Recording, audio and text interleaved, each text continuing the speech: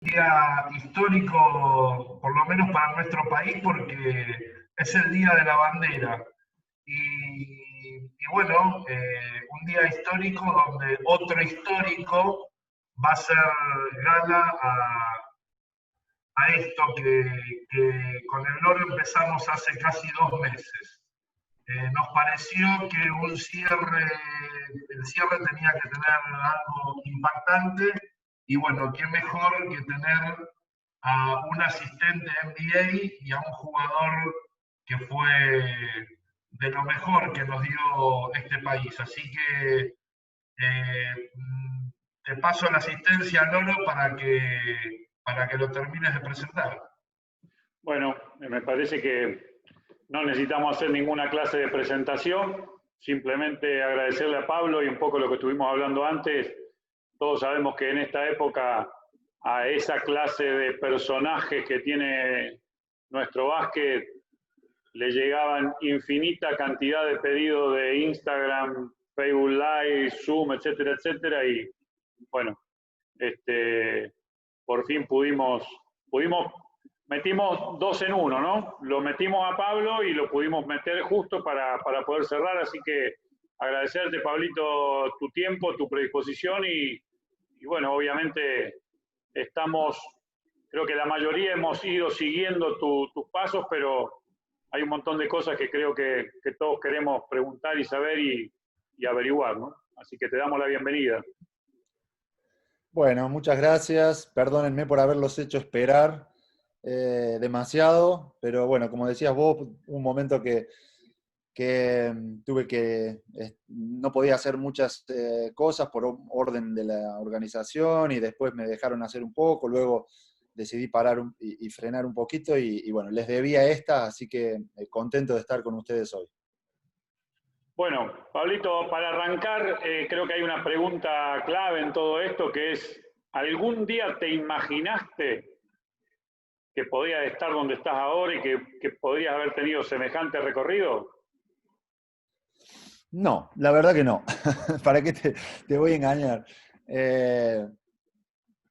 Siempre fui de centrarme en lo que había delante y intentar hacerlo lo mejor posible y bueno, eh, de esa manera fui construyendo mi carrera como jugador y hay veces que me preguntan ahora también, ¿no? Que qué me imagino empezando como entrenador y les digo lo mismo, no me imagino nada, porque si me pongo a pensar en eso, quizás me descentro de lo que tengo que hacer ahora, que es lo que me toca, ¿no? ¿Qué tengo que hacer hoy? Tengo que presentar un proyecto la semana que viene al primer entrenador, al GM. Bueno, centrate en eso y pone todo tu esfuerzo en hacer eso lo mejor posible, sacar el mejor resultado y luego en lo otro, y luego en lo otro, y así te va llevando al lugar donde tengas que estar, ¿no? Así que construí mi carrera así como jugador y espero poder hacerla de la misma manera como entrenador.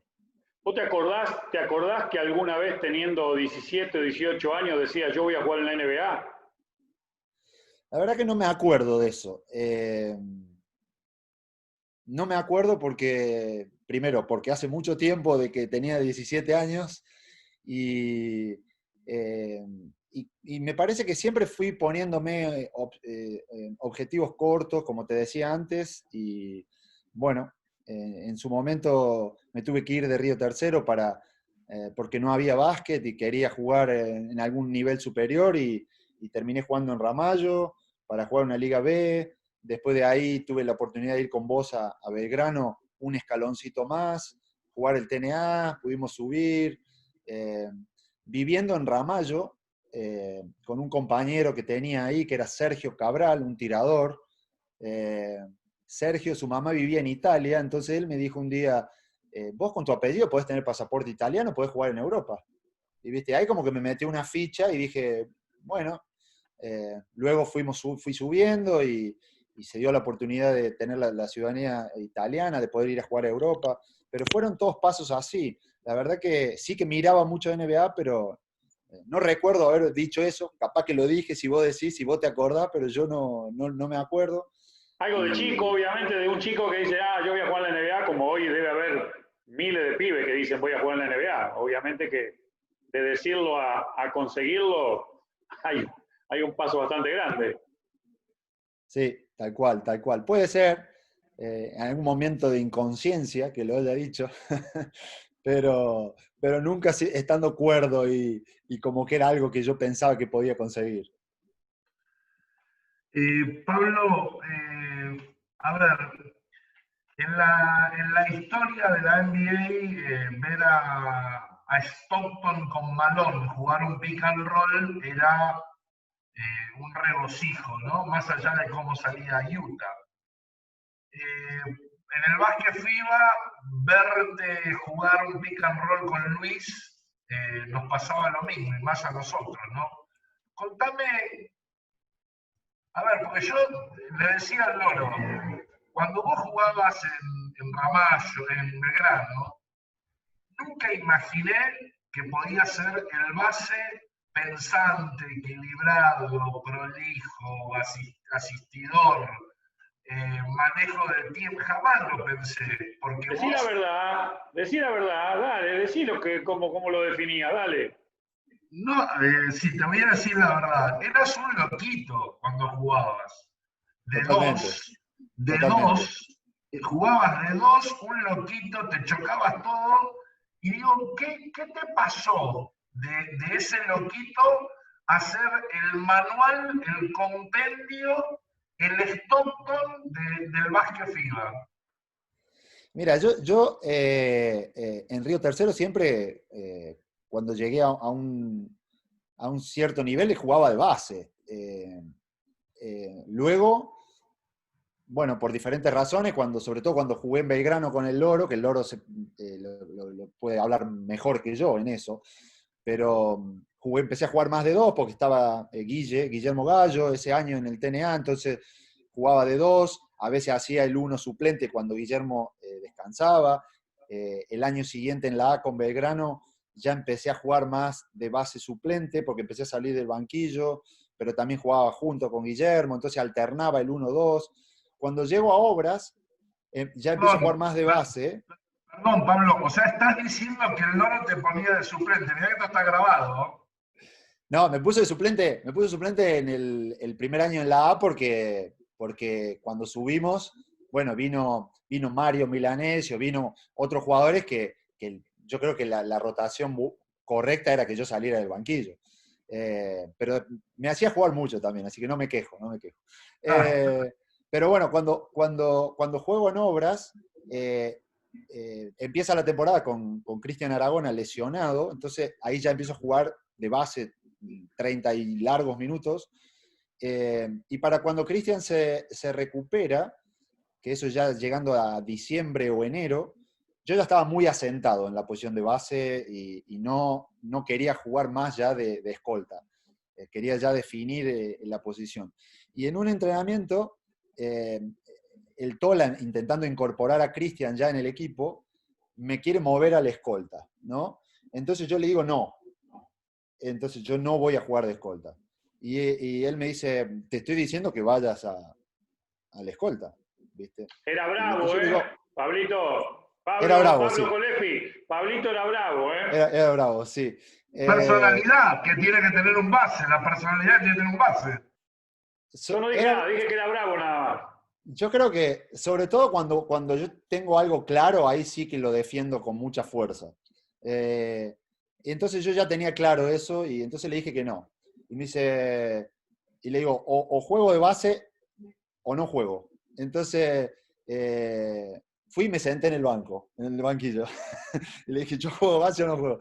Y fue un punto de inflexión y por momentos creo que fue muy importante para mí que yo hiciera eso porque de repente si yo aceptaba esa situación y empezaba otra vez a alternar y andás a ver qué hubiera pasado. Yo me mantuve firme y bueno, hice una gran temporada con Obras que me permitió irme a Europa. En los primeros años en Europa jugué en equipos chicos, lo cual los equipos chicos en Europa, jugando un partido por semana, rotaciones cortas, muchas veces hace falta que el base de los equipos chicos tenga más protagonismo ofensivo, ¿no? Que anote más, hacen falta puntos de repente de ese base.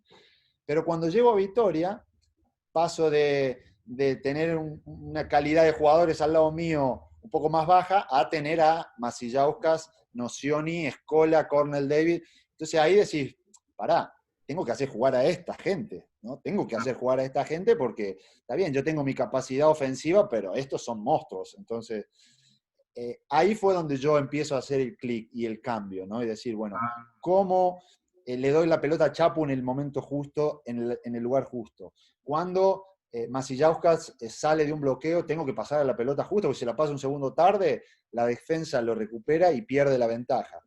¿Cómo desarrollo mi juego 2x2 con Luis, aprovechándolo en la continuación, en el pop? ¿Cuándo le doy la pelota justo acá? Bueno, me empecé a obsesionar más con cómo hago. Tenía un compañero de base como Calderón, que era quizá un poco más agresivo ofensivamente, menos pensante que yo, y yo quería traer algo distinto a la mesa, ¿no? Decir, bueno, Calderón ofrece esto, yo ofrezco esto, ¿no? Yo tengo que conseguir que los jugadores quieran jugar conmigo en lugar de jugar con él, ¿no? Y no lo digo en el mal, del mal, digamos, de que le quiero sacar, digamos, protagonismo a Calderón, que ha sido un jugador extraordinario. Pero yo quería traer algo distinto y ahí es cuando empecé a desarrollar todo eso. Y bueno, el jugar tantos años con Luis ahí, el jugar con él en la selección, llegó a un punto que no hacía falta nada, que él venía a bloquearme y yo ya sabía dónde iba a ir, él sabía en qué momento yo le iba a dar la pelota y el repetir tanto en los entrenamientos, en los partidos, nos llevó a un punto de excelencia de esa acción que muchas veces equipos, entrenadores, rivales me han dicho que han intentado trabajar la defensa de eso para frenarnos y que da igual lo que hicieran, que a nosotros le íbamos a encontrar la vuelta, ¿no? Por eso, Pablo, digo, vos primero tuviste que resignar un protagonismo ofensivo, porque vos tenías puntos en las manos jugando de dos. Y después esa famosa pregunta que se hace, ¿el base se hace, nace o se hace?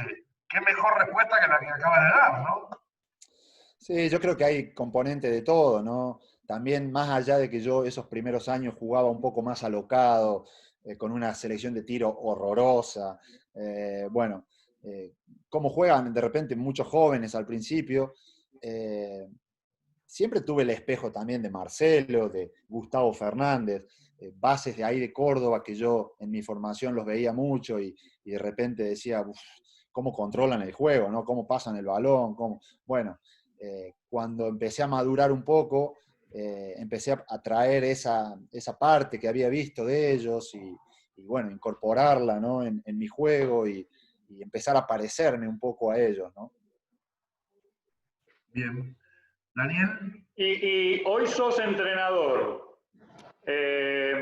porque también siempre, por ejemplo, el famoso Stockton y Malone, siempre dijimos, como en la NBA, un poco lo que decía, ¿no? Como en la NBA, que hay 8 asistentes que tienen 400 tipos mirando videos, no pueden defender el pick and roll de Stockton y Malone. Hoy siendo entrenador, ¿por qué pensás, aparte de lo que ya dijiste, que no se podía defender el pick de Prigioni y Scola? Bueno, yo creo que más allá de lo que dije, el pick and roll es una situación de las más difíciles de defender que hay en el juego. Por eso todo el mundo la utiliza, por eso todo el mundo pone un pick and roll dentro de su sistema. Es muy complicado defender y depende cuándo lo jugás aún más, ¿no? Entonces, el nivel de entendimiento que teníamos con Luis era muy alto. Y como te decía, llegó a un punto que nosotros leíamos lo que estaba ocurriendo, lo que la defensa nos daba y sacábamos provecho de eso. Así que hoy por hoy es muy difícil de defender, ¿no? Quizá la forma más efectiva, si tenés un personal que puede entrar en múltiples cambios, es cambiar muy agresivo y quizás sea la manera más efectiva de defender un pick and roll, ¿no? Sí, dale. Dale, Pablo, dale. Pablo, te voy a hacer una pregunta egoísta de parte mía.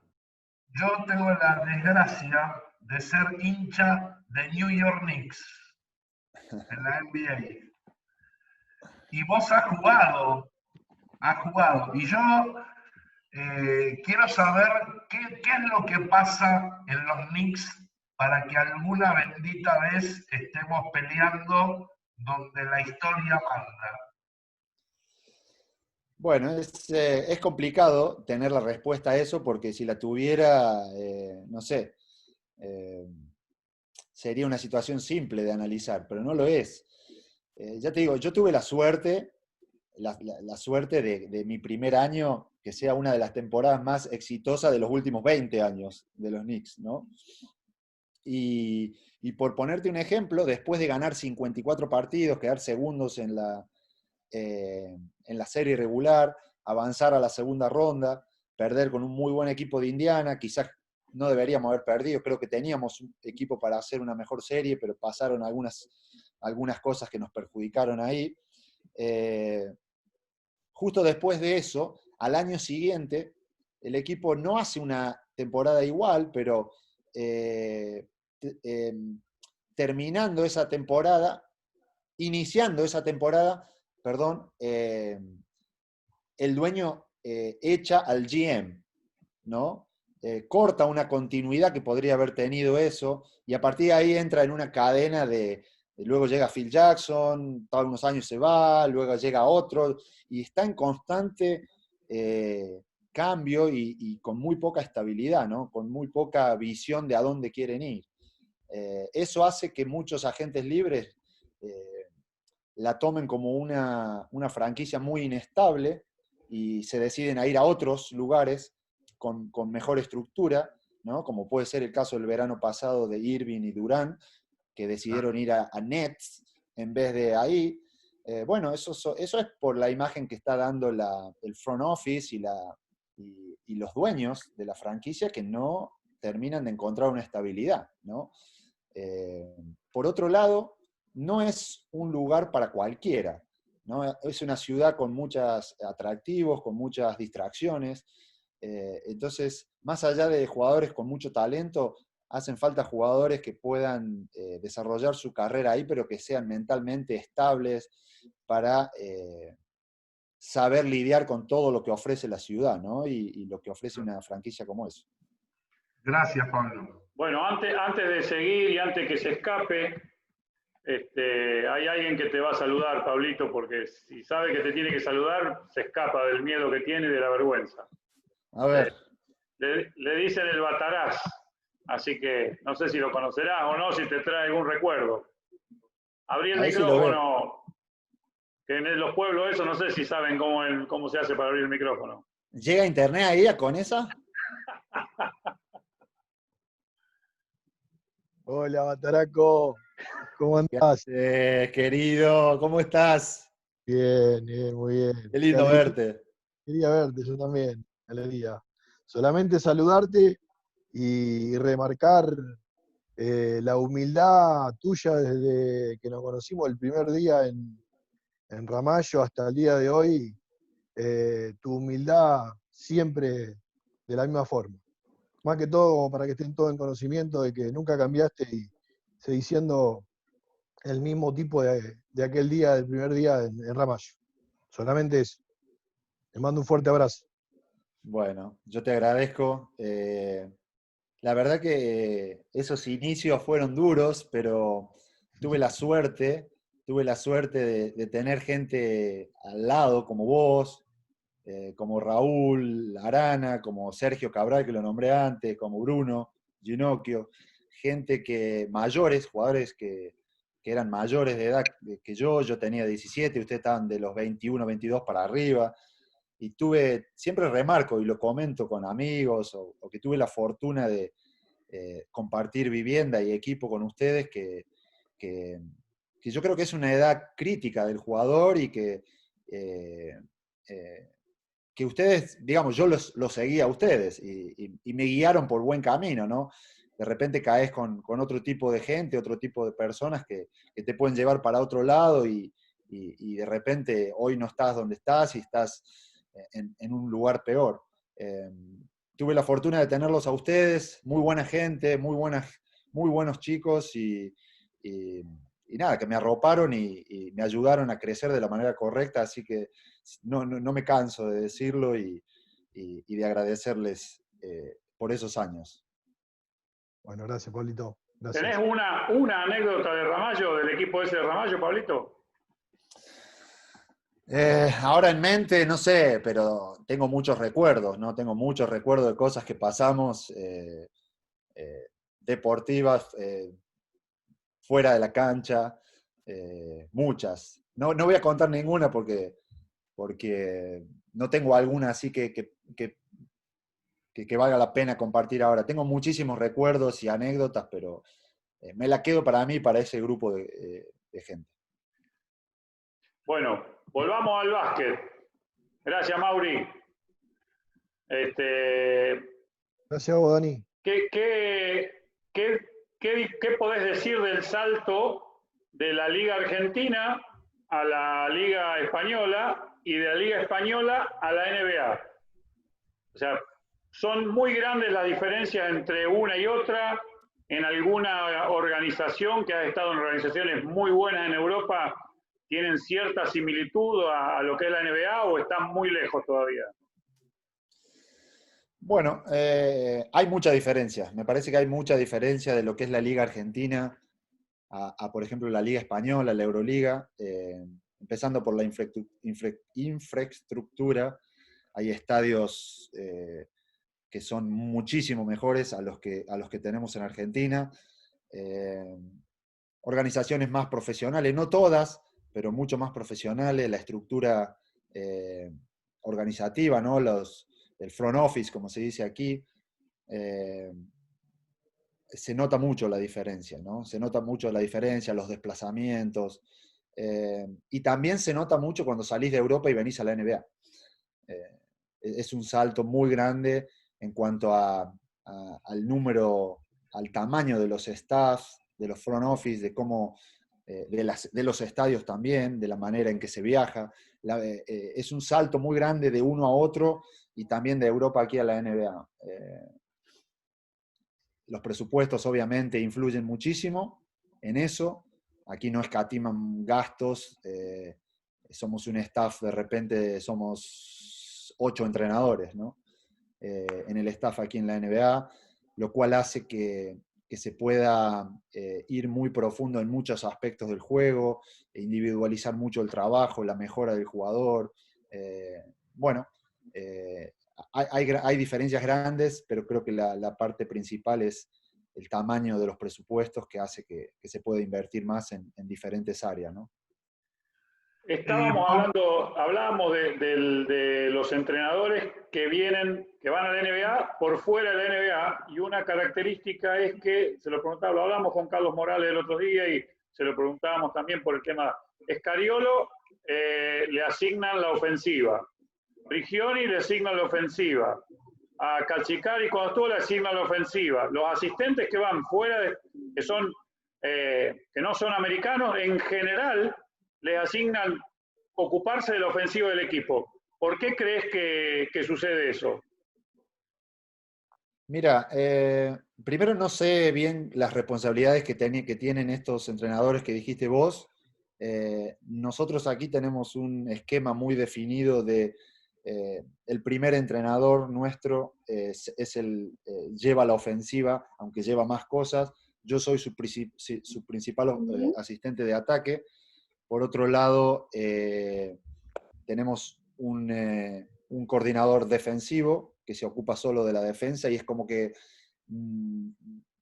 opinamos uno del otro, pero no nos metemos demasiado. Yo me centro mucho en el ataque, con otro asistente que tengo yo que me ayuda en el ataque, y así lo mismo el coordinador de defensa. Hay staffs que se centran un poquito más en el ataque, algún entrenador y otro en la defensa, pero comparten muchas tareas dentro y se pueden, digamos, colaborar unos con otros. Bueno, son diferentes maneras de llevar el staff adelante. En mi caso particular, yo tuve un impacto en el ataque de Brooklyn el año pasado. Eso fue lo que me llevó a que a Minnesota le interesara y habláramos mucho sobre el ataque y que ellos me ofrecieran este cargo en el staff, ¿no? y que me encargara de asistir al primer entrenador con el ataque. No sé, como te digo, cómo son los otros, lo veo más como una casualidad, más que algo que los equipos en la NBA piensen que los entrenadores extranjeros se les da mejor el ataque. Lo veo más como una casualidad más que algo así. Bien.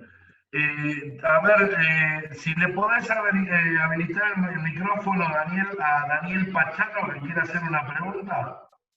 Sí, dale. Daniel, adelante. Pablo, buenas tardes. Saludos desde Santiago de Chile. Buenas tardes. Hay una pregunta que me hace un colega periodista desde Colombia. Él tiene especial interés en saber si es posible que a Brian Angola, dado que Minnesota tiene los derechos sobre este jugador que está actualmente en Europa, puedan invitarlo al próximo campamento de la NBA para la próxima temporada. Bueno, eso es una decisión más que la toma todo el front office, ¿no? Quizás tiene un perfil de jugador que encajaría para venir a jugar un Summer League con nosotros, pero eso es el armado de esa lista de jugadores que vienen tanto al Summer League como que pueden ser futuribles para un G League, como también posibilidad de entrar en un training camp. Son todas decisiones que las toma el front office, y nosotros los entrenadores, salvo en situaciones puntuales, no entramos en eso. Entonces, no sabría decirte yo desde mi posición si hay muchas o pocas chances de que eso suceda, y también sobre todo cuando falta tanto para que eso suceda, ¿no?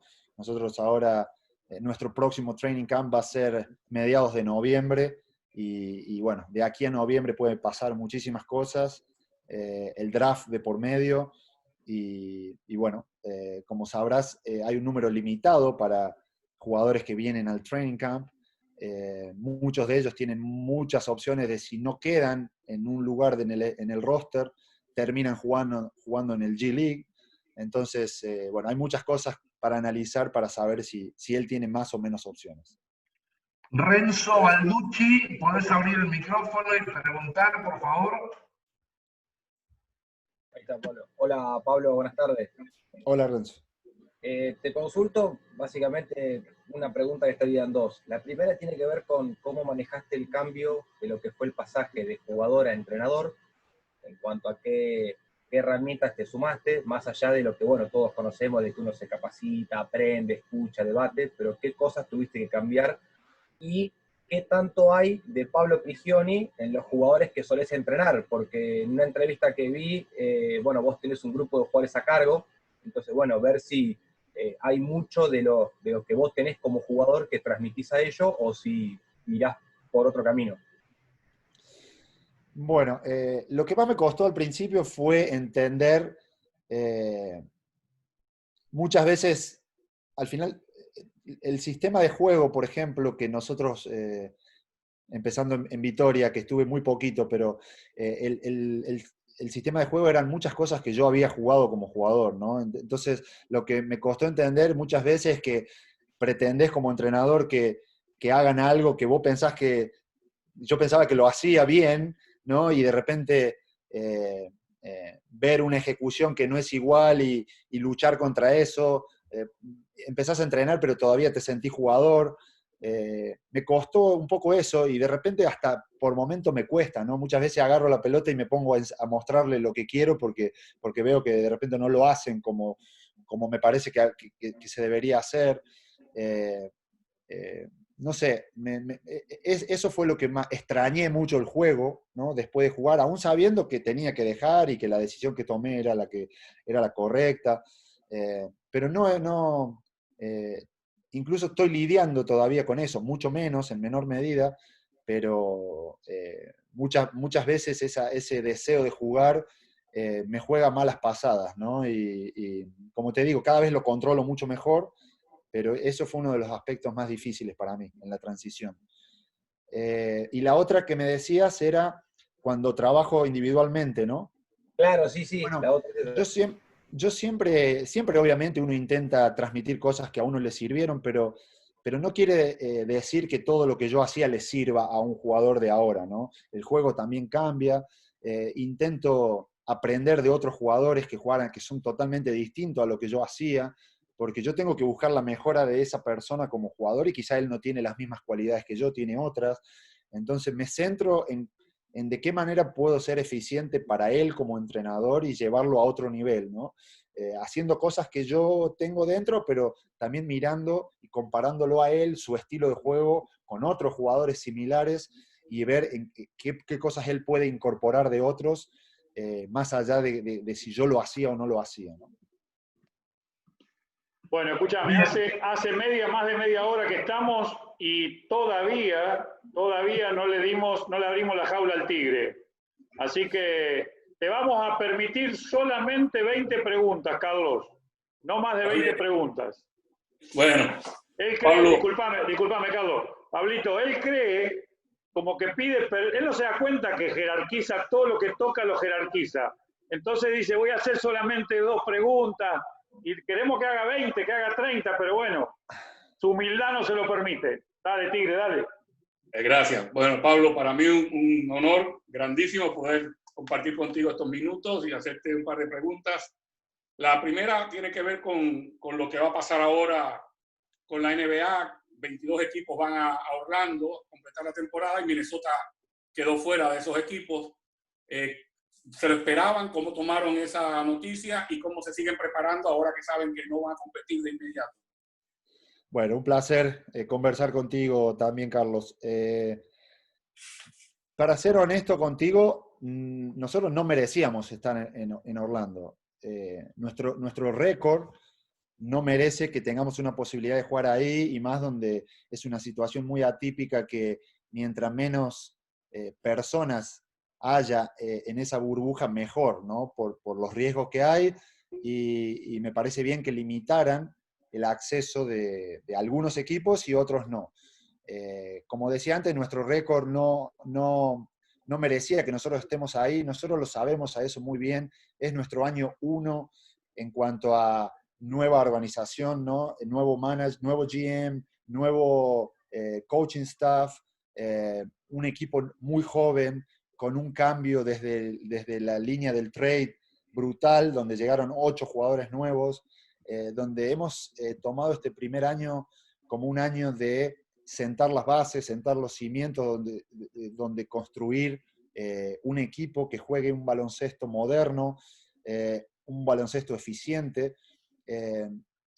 Nuestro primer año como staff, que nos llevaba tiempo de entender cómo trabajar juntos, qué y cómo instalar ambos sistemas de ataque y de defensa.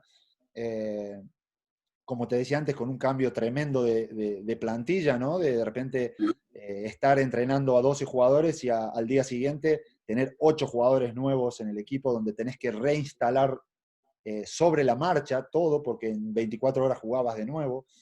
Entonces fue un año de mucho aprendizaje y donde hemos dado pasos de gigantes. Obviamente eso no está reflejado en nuestras victorias, derrotas. Nosotros lo sabemos a eso, y el front office siempre hizo un trabajo estupendo, porque para nosotros los entrenadores de repente es fácil explicar esto, pero es difícil vivir con eso, ¿no? Cuando estás perdiendo, cuando ves a los jugadores que se frustran porque no ganan. Pero el front office hizo un trabajo estupendo en estar muy cerca nuestro y destacar que el proceso era lo importante y no los resultados. Y que no podíamos saltarnos pasos en la construcción por querer buscar 3 o 4 o 6 victorias más, pero que después nos iban a afectar, el saltar esos pasos de construcción nos iban a afectar en el futuro. Entonces, creo que hemos hecho un trabajo muy bueno. Creo que ahora, más allá de los resultados, nosotros tenemos una identidad de cómo queremos jugar en ataque, de qué tipo de baloncesto queremos jugar ofensivamente y qué tipo de juego queremos hacer defensivamente, ¿no?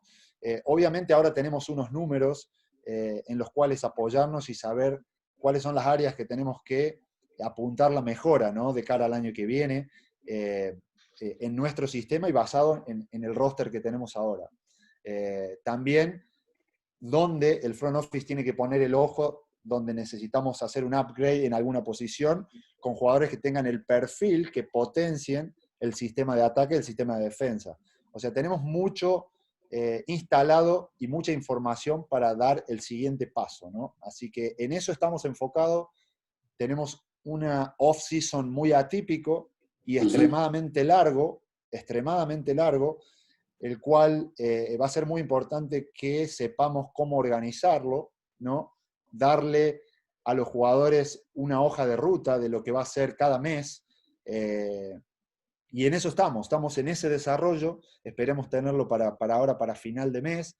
La liga no nos ha dado, digamos, muchos recursos para tanto nosotros como los otros 7 equipos que no juegan podamos de repente hacer un minicamp juntos para competir.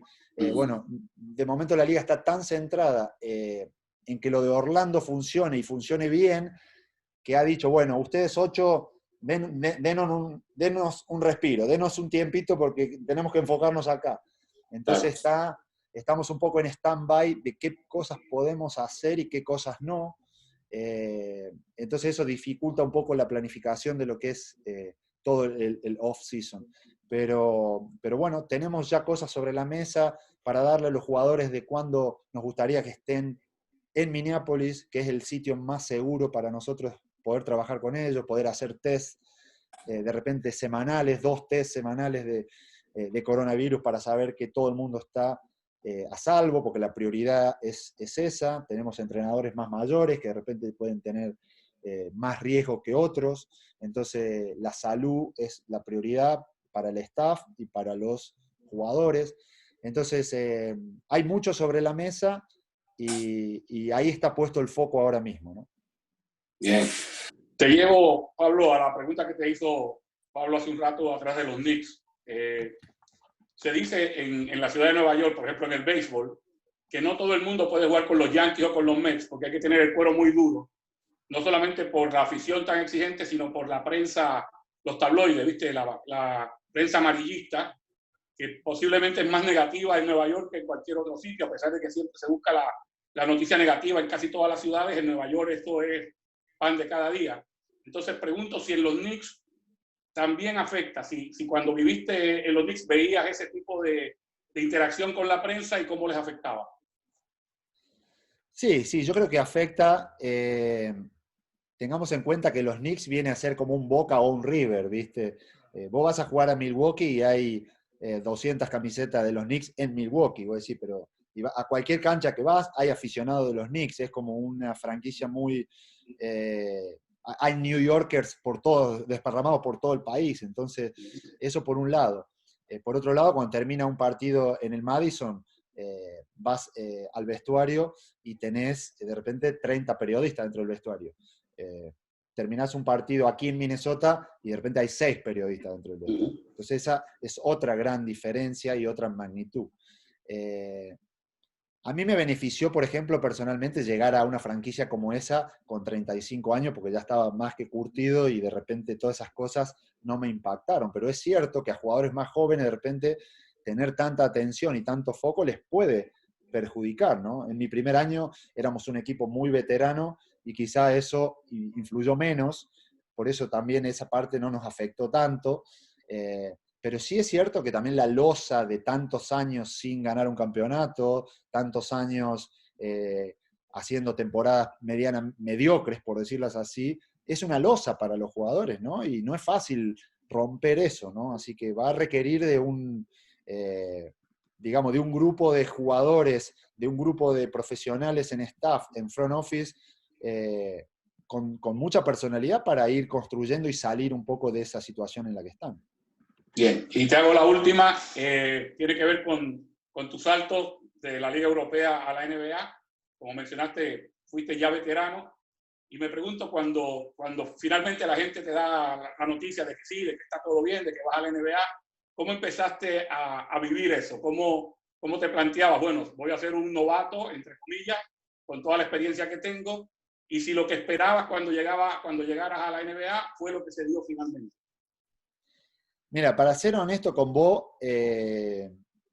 tenía muchísimas dudas si podía jugar en la NBA, tenía muchísimas dudas, no me creía, por momentos no me creía que Nueva York me iba a hacer la oferta, pensaba que se iba a quedar más en un interés, porque decía, tengo 35 años, si ya no fui, ¿qué voy a ir ahora con 35 años?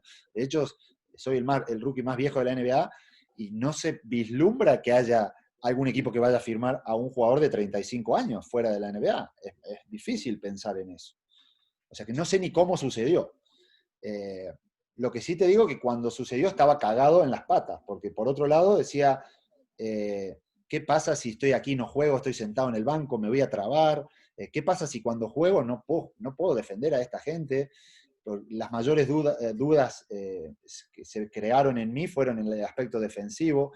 Me parecía que ofensivamente de alguna forma me la iba a rebuscar, iba con mi manera de ver el básquet, de pensarlo, mi habilidad para pasar el balón, pensé que iba a encontrar la manera, pero defensivamente digo, ¿cómo voy a defender a un pibe de 22 años que corre para todos lados y que es mucho más rápido que yo, mejor atleta? Sufría en Europa, sufría mucho cuando me tocaba defender a un base americano chiquito, se me iba para todos lados, ¿viste? No quería jugar contra él. Así que estaba cagado en las patas, la verdad. Después se ve que puse demasiada atención en eso, me armaba planes defensivos, ¿no? Cuando me tocaba defender a jugadores peligrosos, que me fueron ayudando, ¿no? Cuando vas a jugar un partido y tenés un plan, ya tenés algo, ¿no? Y sobre todo los últimos 20 partidos que empecé a jugar de titular en los Knicks en mi primer año, y en los playoffs que los jugué, claro, pasé de defender a jugadores a bases que eran suplentes, que no tienen la misma calidad que un Westbrook o un Chris Paul, pero los últimos 20 partidos tuve que empezar a defender a Westbrook y a Chris Paul. Entonces, ahí más que nunca necesité tener un plan a la hora de defenderlo y qué iba a hacer cuando me atacara, cómo tenía que estar colocado, cuándo iba a usar mis faltas. Bueno, me armaba planes que me ayudaran a ser efectivo en esos 6 minutos, 7 que iba a jugar en el primer tiempo, 7, 8 minutos que jugar en el segundo tiempo. La verdad que cuando terminó la primera temporada estaba sorprendido. Estaba sorprendido, no pensaba que podía tener el impacto que tuve en el equipo. No lo podía creer, la verdad. Y incluso ahora ya como exjugador miro esos años de NBA. Como jugador jugué una final de conferencia con Houston, jugando 20 minutos de media. Siendo muy importante, sobre todo en un partido 7 contra Clipper para avanzar a la final de conferencia. Y yo digo, no puede ser que haya hecho esto con 36, 35, 36, 37, 38, 39 años jugando en Clipper último, estando en rotación, en una media de 15 minutos todos los años. Hay jugadores europeos mejores que yo que han venido a la NBA y han estado en el banquillo, no han jugado. Entonces, la verdad, para contestar tu pregunta, estaba cagado y después que pasó, estoy sorprendido de lo que pasó. Bien. Bueno, gracias Pablo, un lujo, ¿eh? Hay otro tigre, pero este tigre es argentino, que te quiere hacer alguna pregunta. Y está celoso por el tigre extranjero que tenemos. Le sacan el apodo, ¿no? Le están utilizando el apodo. Hola Pablo. Mariano, ¿cómo andás? Muy bien, un honor. Pablo, si puedo, quisiera hacerte 2 preguntas. La primera, conociendo tu gran intelecto y para saber un poquito en vía directa de tu opinión, tu pensamiento de un deportista argentino, ¿qué pensás de la organización Trump con respecto al coronavirus y de la organización de la NBA con respecto al coronavirus? Bueno, lo de Trump, me parece que subestimaron muchísimo la situación, que no tomaron en ninguna medida, digamos, drástica para atacar ni prevenir lo que ocurrió, sobre todo en ciudades de mucha densidad de población como Nueva York, como Chicago, como Los Ángeles, ciudades que están siendo muy golpeadas. Me parece un exceso de soberbia de pensar que ellos son los más fuertes del mundo y no les va a pasar nada. Y ahora hay mucha gente que está sufriendo, muchas vidas que se han perdido, muchas familias muy lastimadas y que a nosotros aquí nos ha tocado incluso de cerca, como antes comentábamos, o no sé si lo comentamos cuando ya empezamos, pero la mamá de Anthony Towns. Bueno, me parece que hay muchas medidas que se podrían haber tomado para ser más agresivos. Ahí luego entra digamos, ese debate de la economía o la vida. Para mí siempre obviamente va a estar la vida antes que la economía, pero bueno, deja mucho que desear, me parece, en la gestión, y ahí están los números, ¿no? Por otro lado, la NBA creo que ha sido muy, muy cuidadosa. Creo que es a nivel deportivo en el mundo es una organización modelo que tendrá sus errores, que los tiene seguramente, pero yo al estar jugando a principios de marzo tenía la sensación, cuando veía todo lo que estaba ocurriendo en Europa y cómo se podía venir para acá, tenía la sensación que al primer positivo de un jugador esto se paraba, y al final fue lo que pasó.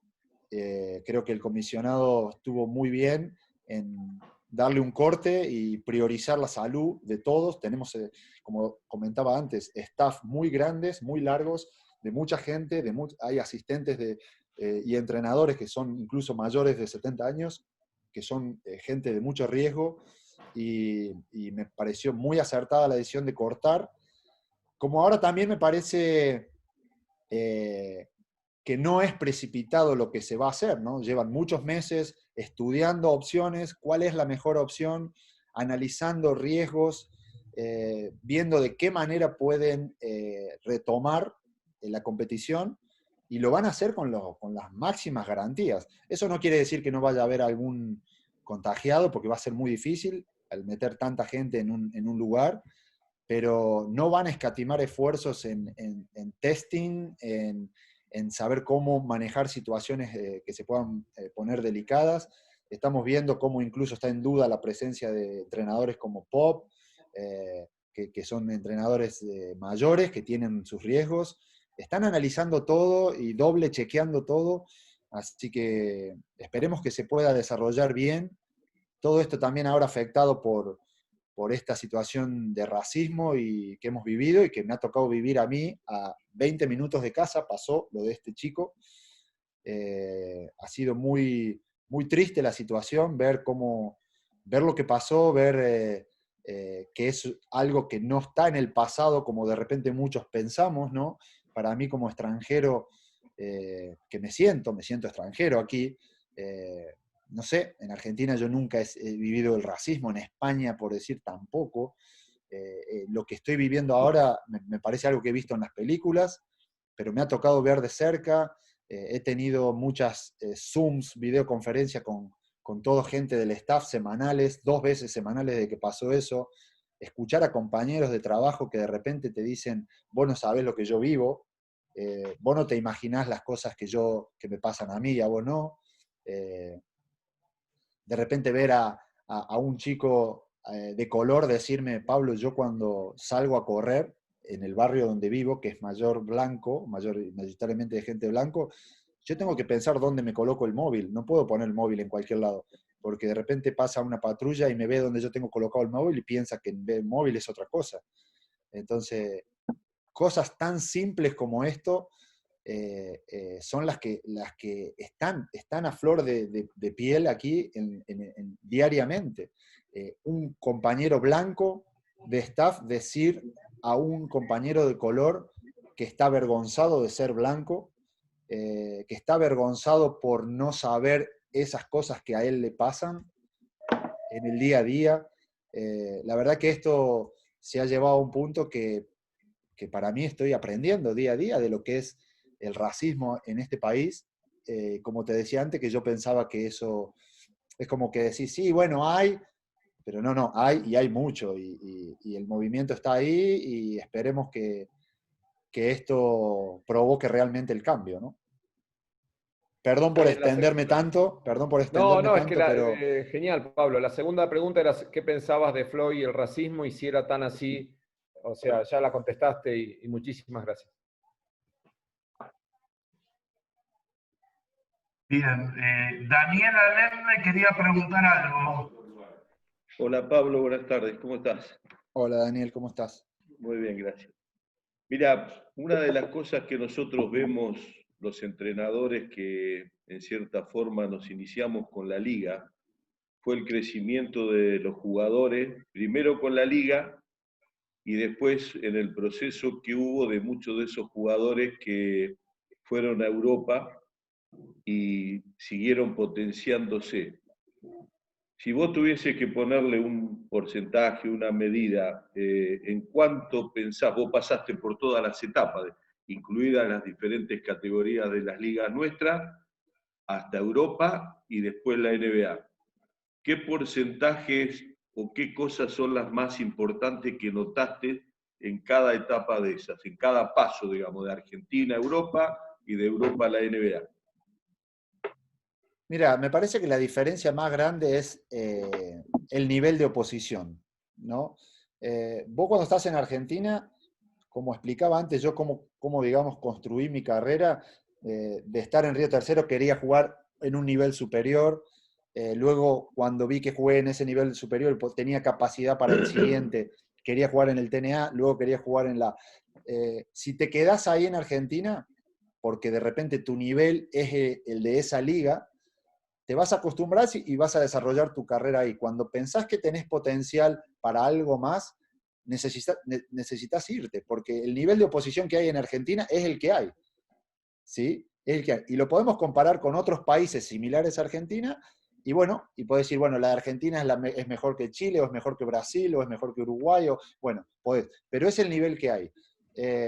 Si querés crecer, tenés que ir a un nivel de oposición mayor, ¿no? Y eso fue lo que nos pasó a todos nosotros. Llegamos a otra liga con una calidad organizativa mejor, una calidad de jugadores mejor, y cuando llegás ahí, tenés que, digamos, tener performance a ese nivel, si querés continuar ahí, ¿no?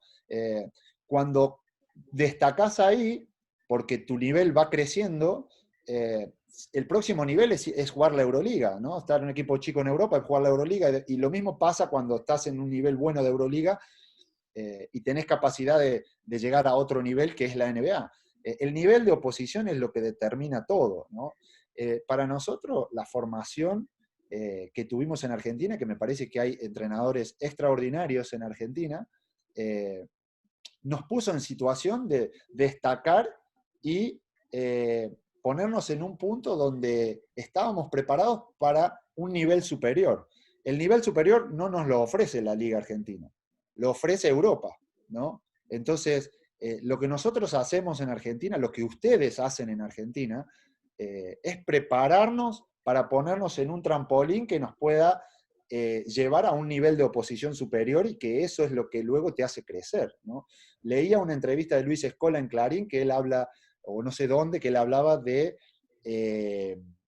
hablaba justamente de esto, ¿no? De las plataformas. Él dice, nosotros usamos la plataforma de la liga para llegar a un punto, pero después tuvimos que usar la plataforma de España para poder crecer, para llegar a la NBA y usar la plataforma de la NBA. Bueno, la plataforma de Argentina es la que hay, tiene las limitaciones que tiene por nuestro sistema económico en Argentina, pero me parece que tiene mucho valor porque el trabajo que hacen todos ustedes, todos los entrenadores argentinos ahí en la formación, es preparar al jugador, y el objetivo tiene que ser ese, preparar al jugador de la mejor manera para ponerlo en el trampolín, porque sabemos que no le podemos ofrecer más que eso, ¿no? Entonces, los que tengan la capacidad de luego seguir su camino en un nivel superior, lo van a hacer, y los que no, le van a dar el nivel que tiene la Liga Nacional ahí, ¿no?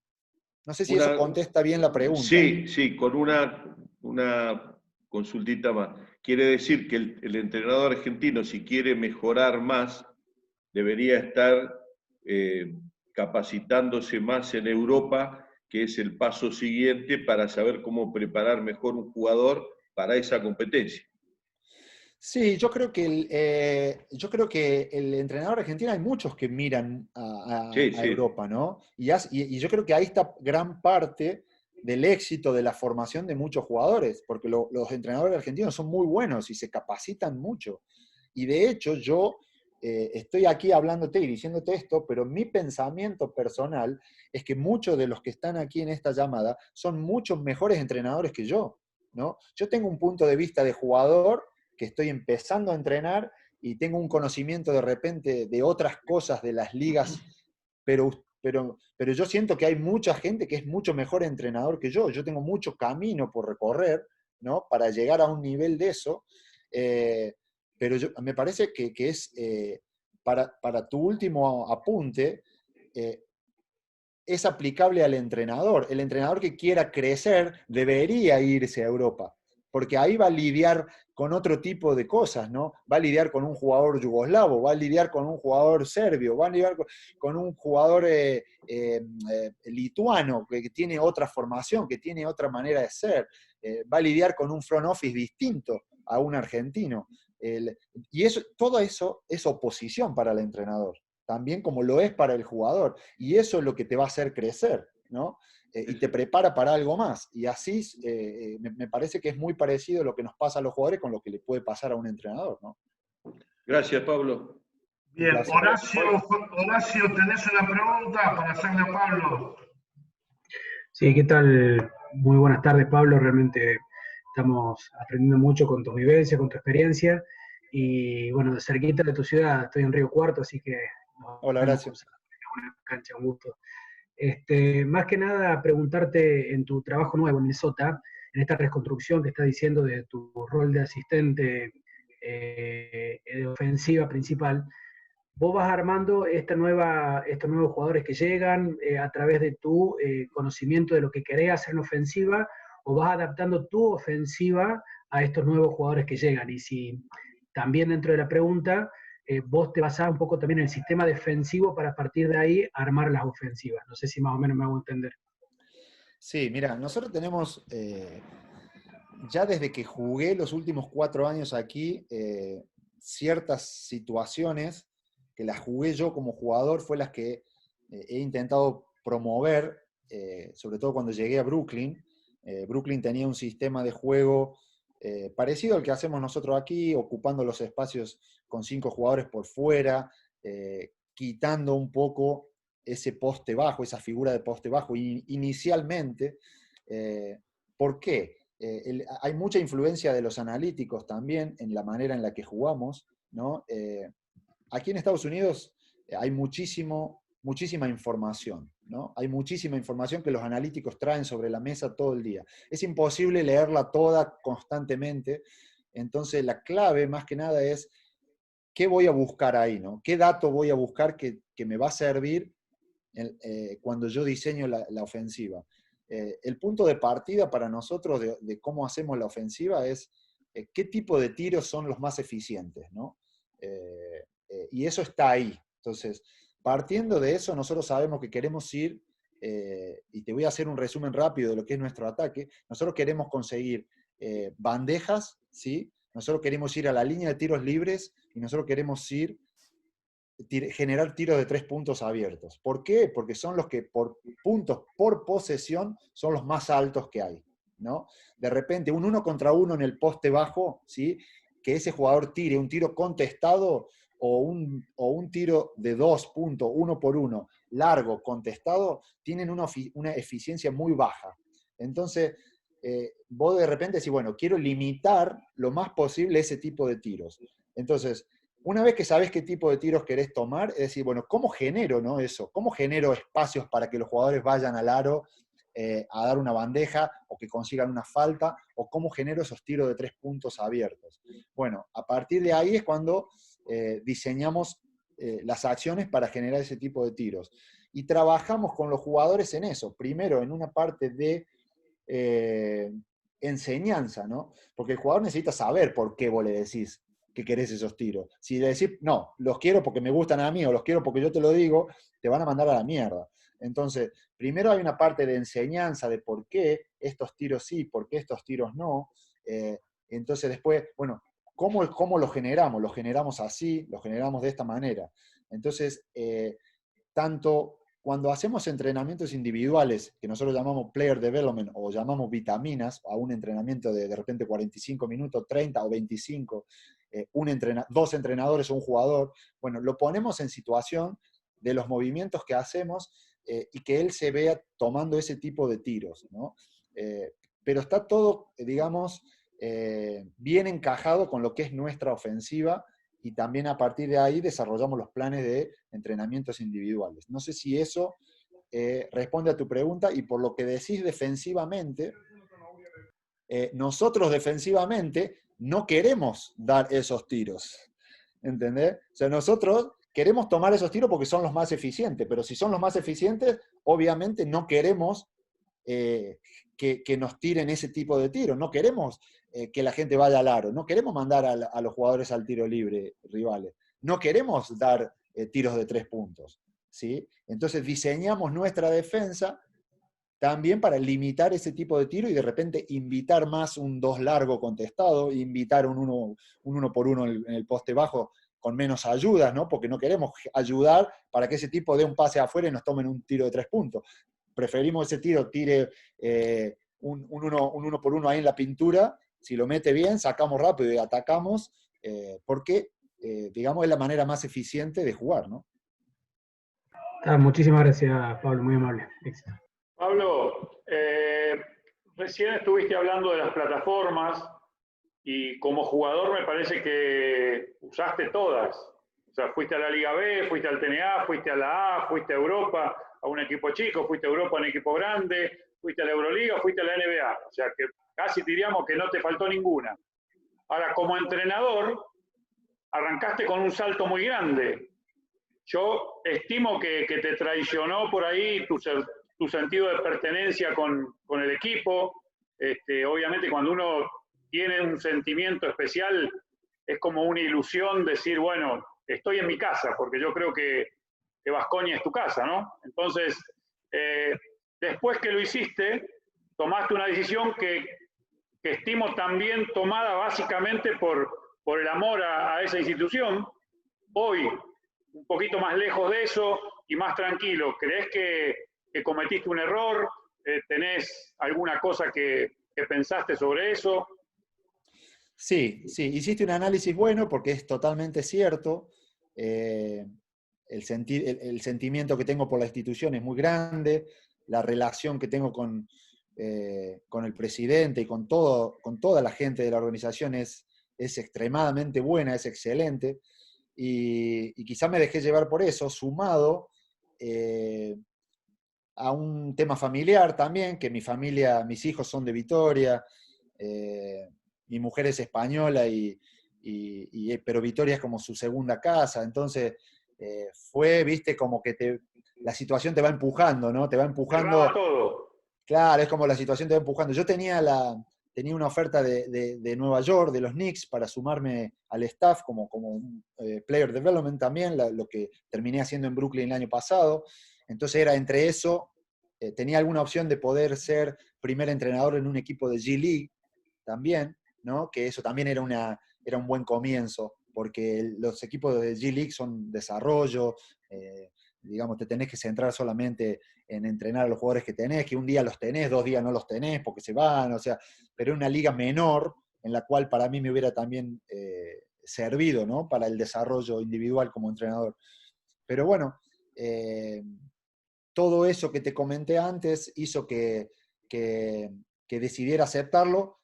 Yo sabía muy bien los riesgos, que eran altísimos, eso lo sabía, pero no le tenía miedo a que pase lo que pasó, ¿no? Porque lo peor que podés hacer es tenerle miedo. Yo digo, si identifico en algún momento, sea pronto, sea tarde, que no tengo que estar acá, yo voy a salir, ¿no?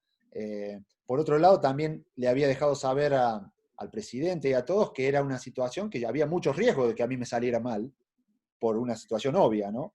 Entonces, uno siempre lo hace con la esperanza de que pueda salir bien, pero ni bien empezó, yo sabía que empecé a sentir cosas que me hacían sentir que no estaba en el lugar que tenía que estar, que no era el momento.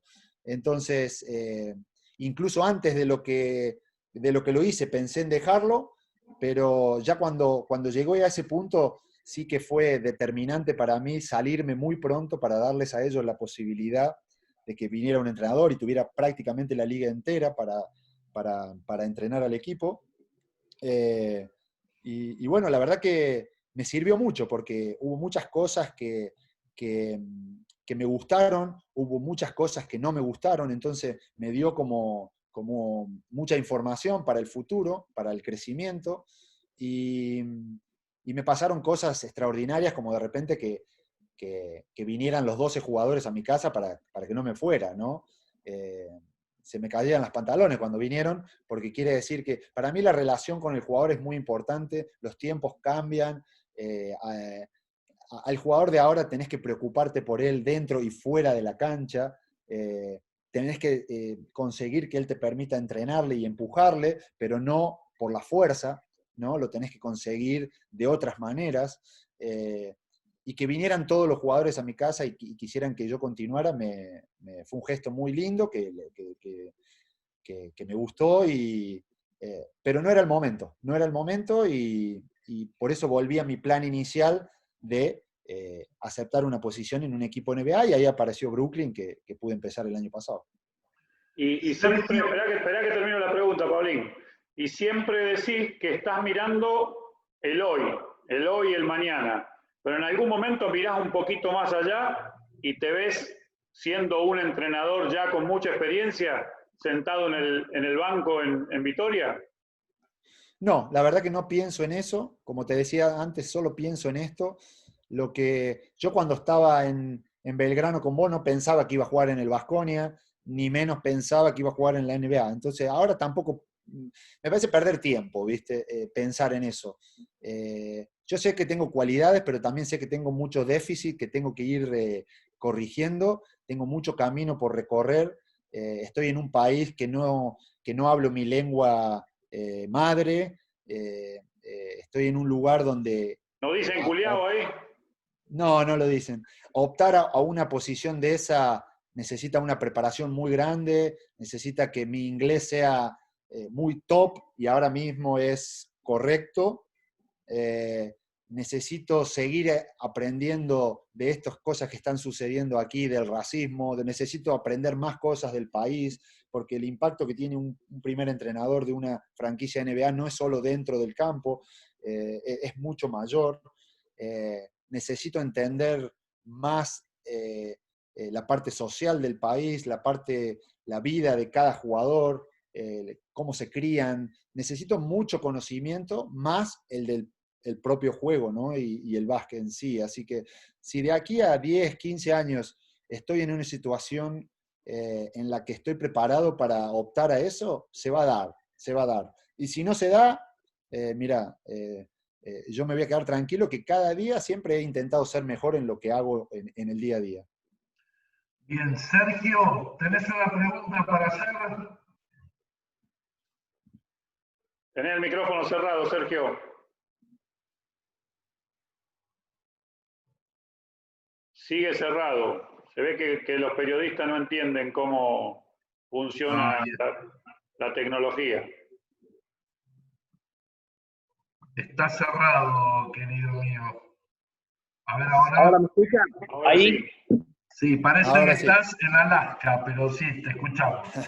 Ahí estoy. Pablo, la pregunta, se habló mucho de plataformas, es un disparador interesante, pero en mi óptica particular, creo que la plataforma es bastante más avanzada de lo que sería la percepción del jugador de sentirse jugador, que esto arranca, nosotros que nacimos en Bahía con Pablo, con Daniel, tenemos como fotograma Manu siendo chiquito recibiendo un caudal de información sideral de sus hermanos, de los entrenadores que vivían en su casa, de la competición en sí, de quedar fuera de un seleccionado de Bahía Blanca en cadetes. Quizá Luis no advierta lo que significaba para él cruzar de punta a punta de Ciudad Evita a Ciudad de Buenos Aires por un juego diariamente, y así como hay casos que no vienen inoculados con tanta información y que aún así les va bien, ¿crees en todo en esta database de Manu, que no es casual que haya sido quien fue por la información que recibió? Si vos hubieras visto lo que hacía Pepe Sánchez a los 4 o 5 años, no te sería nada, o Montequia. ¿Crees en estos microchips que se van inoculando o pensás que también se puede llegar desde la asepsia? Yo creo que los detalles que se van sumando no son menores. Me interesa tu mirada, que has llegado a jugar en la Elite, para saber ¿En qué medida puede influir todo lo que vos vas amueblándote en tu autoestima, en tus valores y en lo que significa un juego para vos?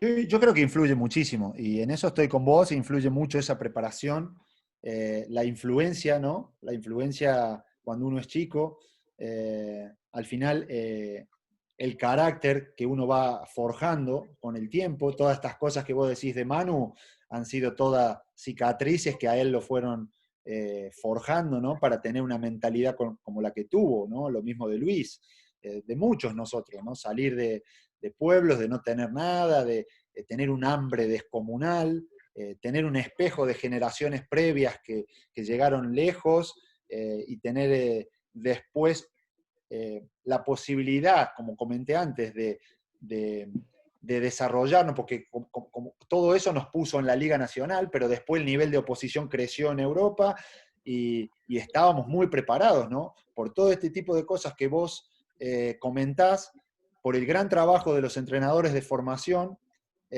también por la Liga Nacional, por la competición que en ese punto de repente era profesional bajo, ¿no? Comparado con lo que puede ser una liga europea o ni hablar con la NBA, pero todo eso tuvo que ver para ponernos en un punto de, cuando tuvimos el nivel de oposición más grande, estar preparados para dar ese salto, para acomodarnos a ese nivel, incluso destacar y poder llegar a lugares insospechados que nadie pensaba en esa época que se podrían llegar, ¿no? Bien. Porque además ustedes... Sí, dale, Sergio.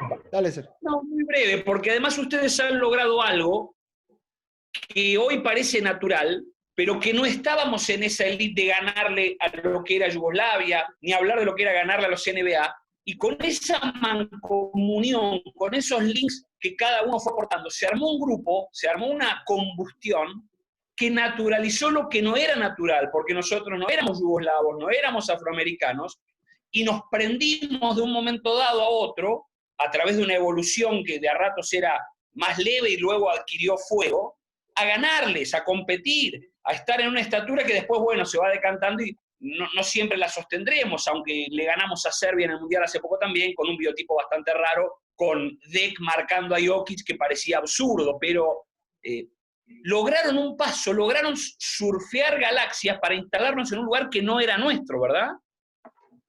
Sí, yo creo que la clave está ahí. Si lo que no sabemos qué hubiera pasado es si de repente Milanesio, Campana y toda esa generación hubiera jugado 10 años en Europa, en el Real Madrid, en todo esto. Quizá ellos podrían haber hecho lo mismo. Quizá le faltó ese punto a ellos solamente, ¿no?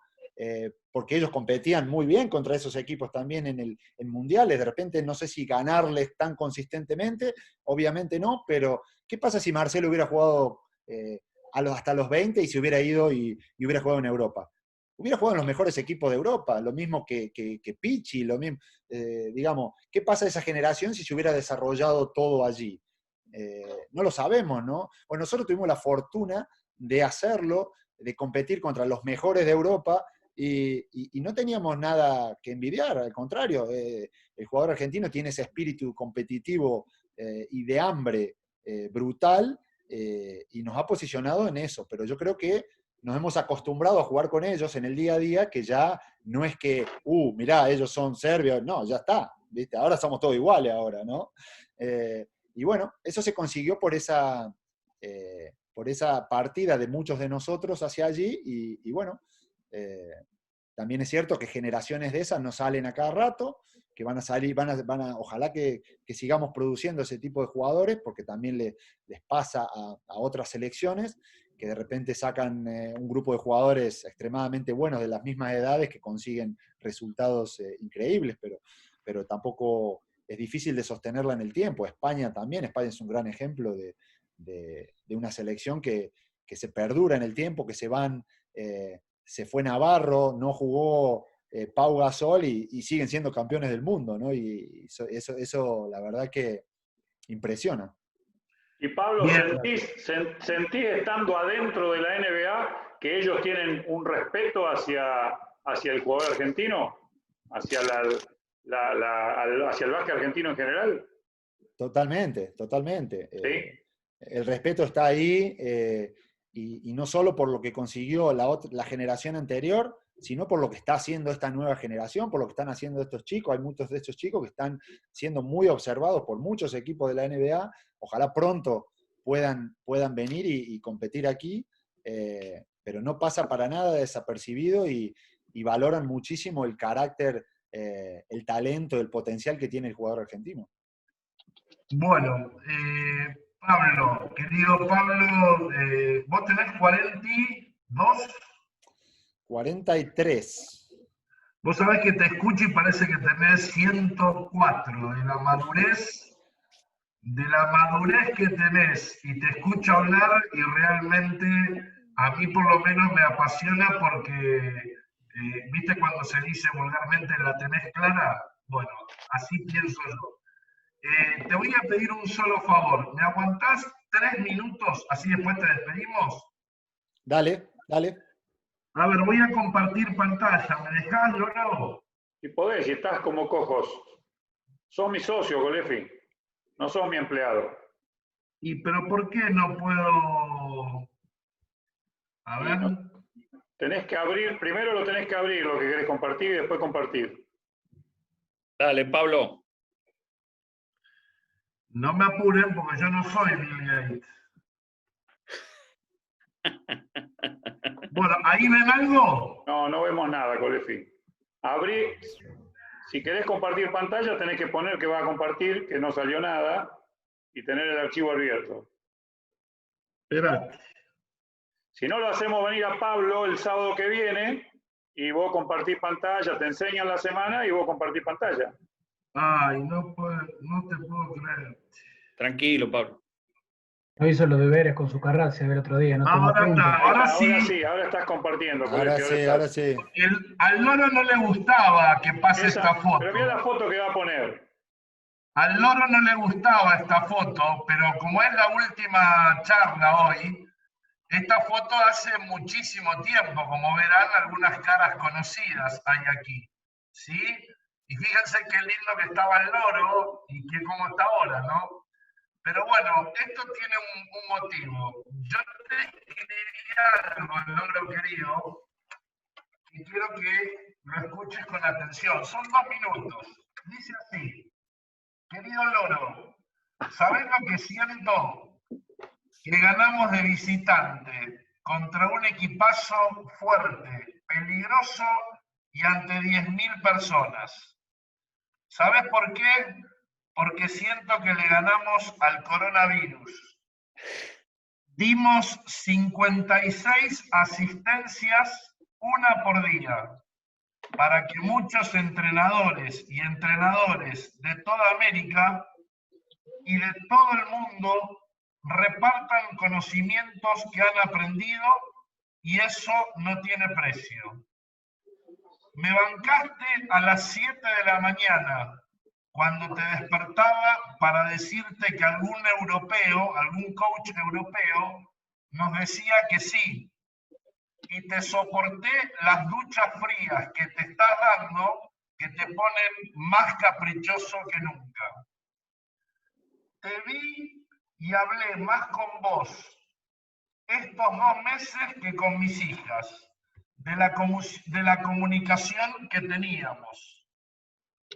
Y nos metimos en el living de cientos de colegas que en su sillón, tomando mate o café, estaban viendo a los mejores entrenadores del mundo.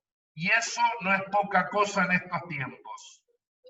No es común que 2 entrenadores se junten para hacer cosas ad honorem pensando en mejorar a los demás. Y nosotros lo hicimos. Y quiero que sepas que quiero que juegues en mi equipo, hoy y siempre, porque tenemos muchas grandes, impresionantes diferencias, pero ¿sabes qué? Nos une lo más importante, la pasión y el amor por este deporte. Así que te agradezco por hacerme mejor, por pasar este tiempo difícil, entretenido y ocupado, y haciendo lo que más me gusta en la vida. Te quiero mucho, querido Loro, y será hasta la próxima. Y por supuesto, con esto me despido, porque acá está Carlos Morales también cuando era joven, a quien le tenemos que agradecer muchísimo, muchísimo, Carlos, te agradecemos un montón. Por supuesto, el Loro, y a nuestro padre basquetbolístico de muchos de los entrenadores que hoy estamos acá, a nuestro querido León Lasnube. Así que les quiero agradecer a todos los entrenadores que nos siguieron durante estos 2 meses. Y bueno, aquí están todos los que estuvieron y muchísimas gracias a todos los que aceptaron dar una charla, porque la verdad que la pasamos bárbaro. Así que ahora sí, Pablo, perdonadme por estos 2 minutos. Me cagó Colefi, me cagó, me ganó 1-0. Sí, no, te gané 10-0 porque me debes todas las apuestas que me debes, pero bueno, eso es otra cosa. Yo creo, perdone que me interrumpa, pero quería meterme y agradecerle a todos por parte de todos, y creo que tenemos que hacerle un fuerte aplauso a ustedes por todos estos conocimientos que nos dieron durante estos 2 meses. No, gracias a ustedes. No, la verdad que estuvo muy lindo. Yo quiero despedir a Pablo porque sé que estás como loco. Te insistimos mucho, fuimos así con todos para darle nivel a esto. Así que, bueno, muchísimas gracias, Pablo, por tu tiempo. Sos nuestra bandera, pensá que sos nuestra bandera donde vas. Y la verdad que, bueno, mejor cierre no podríamos tener. Así que yo me despido. Carlos, mi admiración y respeto, y Loro, cerrado. Bueno, no, simplemente agradecerle a Pablo, espero que le hayas pasado bien, Pablito. Intentamos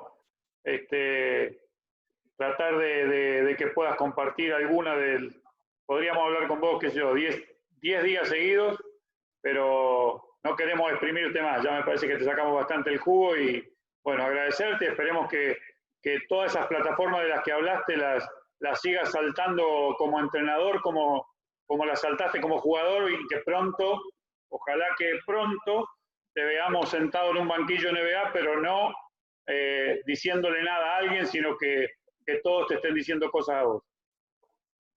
Bueno, yo les aprovecho para felicitar, la verdad que la iniciativa es extraordinaria, sobre todo en una situación atípica como la que estamos atravesando, tiene muchísimo valor, les felicito a los dos por llevarla adelante, y como decía alguno de los chicos, ha sido invaluable toda la información que les han dado, así que ha sido un honor para mí estar aquí en la última, espero que les haya servido en algo. Y nada, les mando un abrazo a todos y que se mantengan a salvo de esta situación y esperemos superarla lo antes posible. Así que nada, un abrazo para todos. Listo, Pablito. Gracias. Gracias. Bueno, chicos, nos vemos. Chau, chau. Chao, gracias. Gracias, Pablo. Gracias también desde México. Hasta luego. Gracias. Chao, muchas gracias, Pablo.